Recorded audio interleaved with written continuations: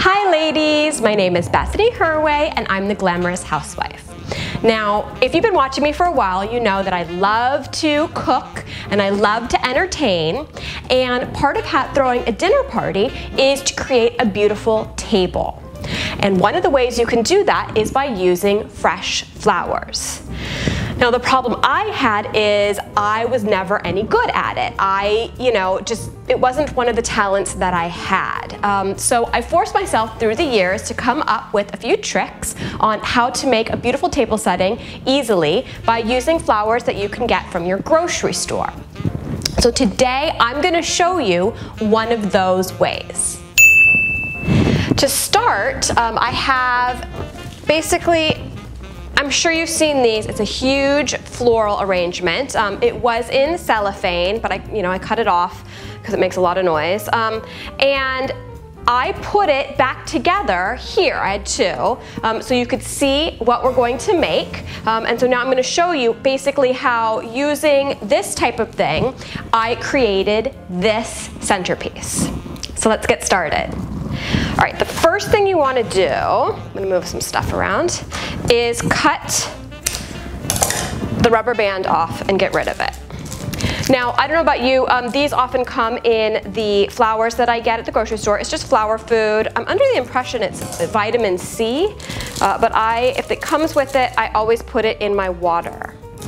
Another trick you can do to keep your water from getting too cloudy or moldy is to throw a little vodka in there. It's true. Or a little bit of bleach. So what I'm going to do now is take the flowers and separate them according to kind. So for example, all of these daisy things are going in one, greens in another. Funky things can go with the greens. These are funky. Okay, a lily. More daisies. Let's get all the daisies. Okay, sunflowers, which I love. They remind me of Italy. I went to Italy a few years back and all the sunflowers were blooming. It was absolutely gorgeous. I can't wait to go back. All right, I have basically separated all of the bouquet into its basic components. Then I've got a vase. it's actually a jar from Target that I got, I don't know, a few years ago. I often use this shape of vase and about this size. I've also used what I call fish bowls. So they're round. A lot of times you will receive a bouquet of flowers from a loved one. They'll be in those fish bowls, or even the square ones will work. So I've added a little bit of water and now I'm going to get started. So here I am looking at a bunch of flowers. What am I going to do with it? How am I going to get from this pile to this beautiful arrangement? Well, I always start with a daisy-like flower. Usually it's filler. It's what the bouquet has the most of, basically because they're inexpensive. But a lot of times, as you can see here, it's got many flowers on one branch. And what I like about that is when you put them all in first, it creates sort of a base, not unlike a frog. I don't know if you've ever heard of a frog. It's this cool metal thing with spikes that you put at the bottom of a vase, and when you put the flowers in, it kind of keeps them steady.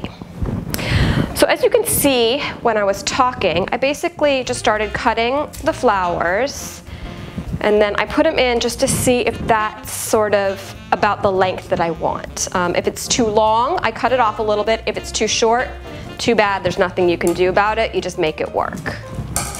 I always try and go a little long at first because, like I said, if you make a mistake, nothing you can do.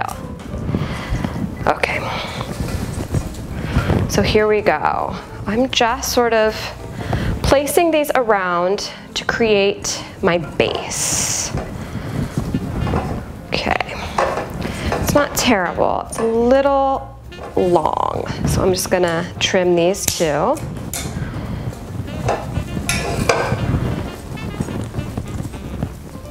Okay, there we go. There we go. Pretty good base.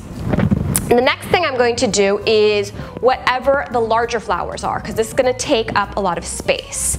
So here I have 3 sunflowers, and I make sure to take off the leaves because that is what really gets your flowers, your water cloudy or moldy is the leaves.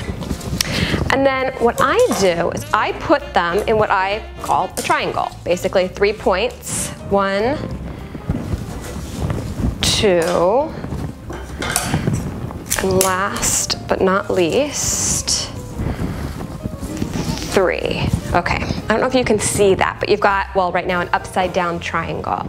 Then what I do is using that base, this general foundation, I go in and fill the rest of the flowers in using that triangle. So next, I'm going to do the roses because I see there are 3 of them, and I just put it right next to the sunflowers.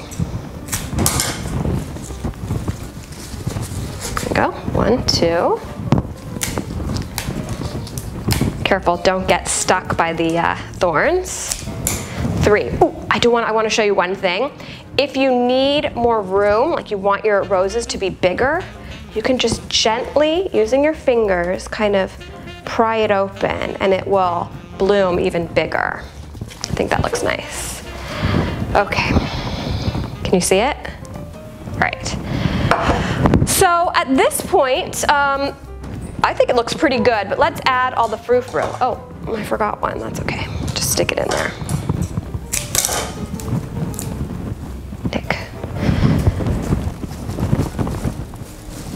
There we go. Okay, so I'm gonna add in this lily because it's quite lovely, even though that's off.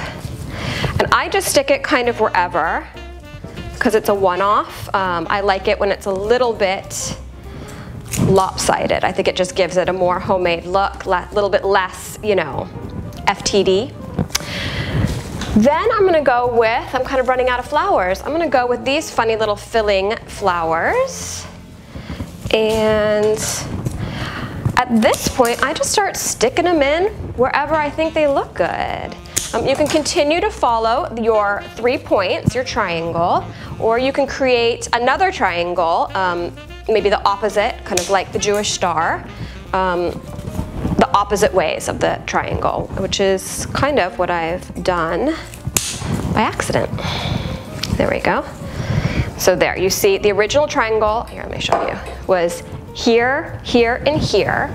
The second one is here, here, and here. And that gives it a balance, and I think it looks really pretty. So there you go.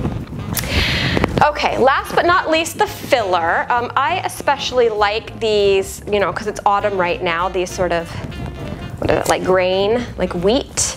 And I just stick it in wherever I think it looks pretty.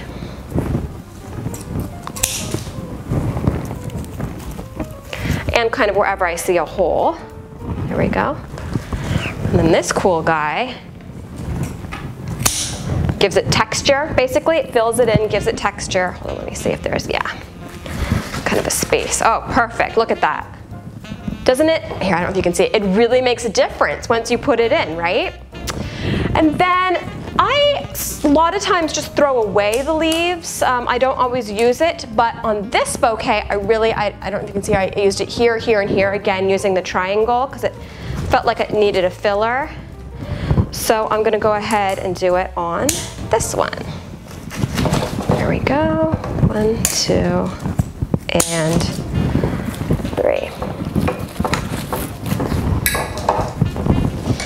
Now for the berries, sometimes I use them, sometimes I don't. They, oh, I have one set here. I guess I can use them. I wasn't gonna use them. But again, I think berries kind of makes it look whimsical. We don't have a lot of wild berries where I live, though I've seen them a lot back east, and I just think they're gorgeous. I'm always jealous of Martha Stewart and her bouquets because they always have the most beautiful berries. We don't have that kind of thing around here.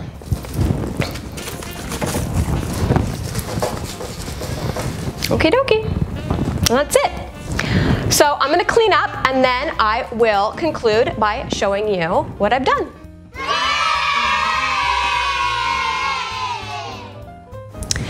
Didn't these come out absolutely gorgeous? And you saw how easy it was just to separate all the different flowers, kind of put them back together in that triangle that I showed you, and voila, you have two gorgeous bouquets that were made using the flowers that were store-bought.